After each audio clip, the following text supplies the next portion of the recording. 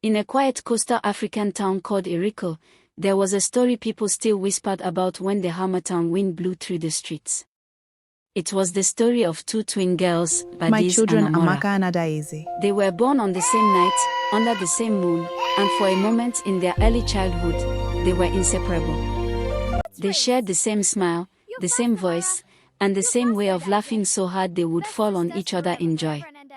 But life changed them early. When they were only 6 years old, their parents separated. There was no dramatic explosion, just a quiet breaking of a home that could no longer hold itself together. And so, the twins were split. Adaeze went to live with their mother in the city side of town. Amara stayed with their father in the farming outskirts. That separation became the beginning of two very different lives. Adaeze's life with her mother was soft like silk, but also heavy with comfort. Her mother loved her deeply, but that love slowly turned into overprotection. Adaeze never lifted a finger for anything. If she was hungry, food was brought to her bed. If her clothes were dirty, someone washed them before she even asked. If she dropped a spoon, she would call out, "Mommy, I can't reach it," even if it was right beside her foot. By the time she was a teenager, Adaeze had developed a habit of avoiding anything that required effort. She woke up late every morning, stretching lazily as if the day owed her something. Sometimes she would sit on her bed for hours, scrolling through nothing, sighing as if even breathing was tiring. If asked to sweep, she would say, "My back hurts." If asked to cook, she would say, "I don't know how." If asked to help, she would say, "I'll do it later," which almost always meant never. Her favorite phrase became, "I'm not in the mood." Even her voice became slow, dragged, as if energy itself was too expensive to use. She would leave clothes scattered because she would leave dishes because washing makes my hands feel funny. And when things did not go her way, she would lie on the bed dramatically, staring at the ceiling like the world had personally offended her. Her mother, though loving, began to notice something worrying. Adaeze was not just lazy, she was slowly losing discipline, purpose, and even confidence in her own ability. But because she was her only child at home, the mother kept excusing her. "She is still young," she would say. But deep inside, something felt wrong. On the other side of town, Amara's life was completely different. Her father was a quiet but strict man who believed in one thing: if you can use your hands, you can survive the world. There were no excuses in his house. If Amara woke up late, she would still fetch water in the morning sun. If she complained of tiredness, her father would say, "Work will not pity you." If she made mistakes, she would correct them herself. At first, it was difficult. Amara cried many times. Her hands became rough from chores. Her back ached from carrying firewood. Her legs were tired from walking long distances to the farm. But something inside her began to grow. She started waking up before dawn on her own.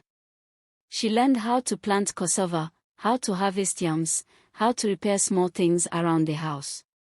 When she fell, she stood up faster each time. When she failed, she tried again without waiting for comfort. Slowly, Amara became strong, not just physically, but mentally. Her father did not spoil her with soft words. But sometimes, when she did well, he would simply nod and say, "You are learning." And that was enough for her. Years passed, two different worlds. As the years went by, the twins grew apart not just in distance, but in nature.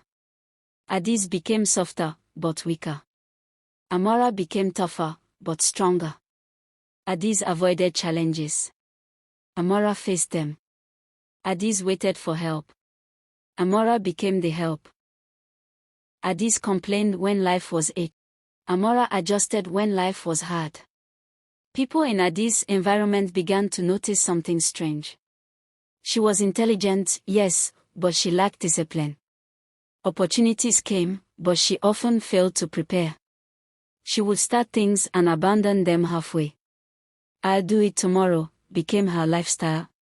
But tomorrow kept disappearing. Meanwhile, In the farming outskirts, Amara's life was changing too. She was no longer just a farmer's daughter. She had become someone people respected. When tools broke, she fixed them. When crops failed, she studied why. When problems came, she solved them instead of avoiding them. She did not have luxury, but she had strength. And strength, over time, became success. Years later, both girls gained admission into the same university, Eriko State University. But they did not know. Adaeze arrived at the university like she had arrived everywhere else in life, with expectation. She believed things would flow easily for her. She was still beautiful, still soft in speech, still used to comfort. But now, comfort had turned into something worse, entitlement. She did not like stress. She did not like walking long distances. She did not like waiting. So she found people to do things for her. She would say things like, "Carry this for me. Why is this place so far? I can't sit in this class, it's stressful." And Carry my slowly, bag. without realizing Now. it, Adaeze became known for something else, rudeness wrapped in laziness. She spoke to people like they were beneath her. Not always loudly, but with a tone that dismissed effort. If someone refused to help her, she would insult them. "You think you are special? Do you know who I am?" But the truth was, she was tired easily, not strong enough to carry even small responsibilities, yet loud enough to demand attention. Amara, on the other hand, entered university quietly. She did not have luxury. She did not have privilege. But she had something stronger, discipline. She attended classes early. She took notes carefully. She worked part-time to support herself. She did not complain when things were hard. She adjusted. When others rested, she read. When others wasted time, she planned. People respected her, not because she demanded it, but because she earned it. But there was something neither of them knew. They were on the same campus. For 4 years, Adaeze and Amara walked the same grounds. Same lecture halls. Same library. Same cafeteria. But they never truly crossed paths. Or maybe they did, but never saw each other clearly. Time had changed them enough that recognition no longer came easily. Adaeze heard of a serious, hardworking girl in her department named Amara, but she never cared to look closely. Amara heard of a spoilt, proud girl named Adaeze, but she avoided her. And so, the twins lived parallel lives, close enough to touch, far enough to remain strangers. As time passed, Adaeze grew more arrogant. Not because she was powerful, but because she had learned to hide her weakness behind pride. She surrounded herself with friends who laughed at her jokes and obeyed her demands. Carry my bag. She bullied those who were quiet. Especially one girl. A calm, focused, hardworking student who never responded to insults. Adaeze disliked her immediately. "Why are you always acting like you are better than everyone?" she would say. "You think reading books will make you important?"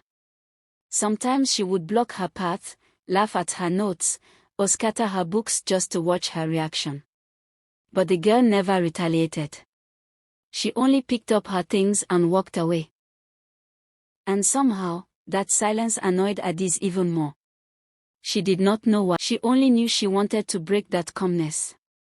That same quiet girl was Amara. She never responded because she had learned something from life. Not every battle deserves your voice. She focused on finishing her degree. She worked extra shifts. She stayed away from drama. But she noticed something strange about Adaeze. Her face.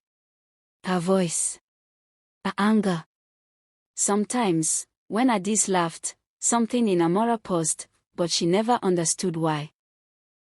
It felt like looking at a reflection that refused to complete itself. Still, she kept her distance. By the final year, everything changed. Exams ended. Projects were submitted. Graduation preparations began. Families were invited. The campus was full of excitement, music, and celebration. And for the first time in years, fate prepared to close a cycle that had been open since childhood. The Grand Hall of Eriko State University was filled with families, guests, and proud graduates. Banners hung across the walls. Names were called one after another. And then, Adaeze. She stood up proudly, adjusting her gown, walking with the same slow confidence she had always had. Her mother clapped loudly, filled with pride. Then, Amara. A different section of the hall stood up. A quieter applause. A father, older now, stood with deep pride in his eyes. Amara walked steadily, her posture strong, her face calm. And then, it happened. 2 parents. 1 mother. 1 father. Their eyes met across the hall. Silence. Confusion. Recognition. Adaeze. Amara. The names were spoken almost at the same time. The hall did not understand what was happening. But the parents did. Because they knew. They knew what had been separated. They knew what had been lost. And slowly, the truth unfolded. Adaeze and Amara turned at the same time. They looked at each other. Not as strangers. Not as classmates. But as something deeper. Something buried. Something forgotten. Their faces were identical. Their silence broke first. Everything came rushing back. The strange feeling. The forgotten memory of recognition. The childhood they had both lost. Adaeze's hands trembled. Amara's breath slowed. The hall went completely quiet. Even the applause died.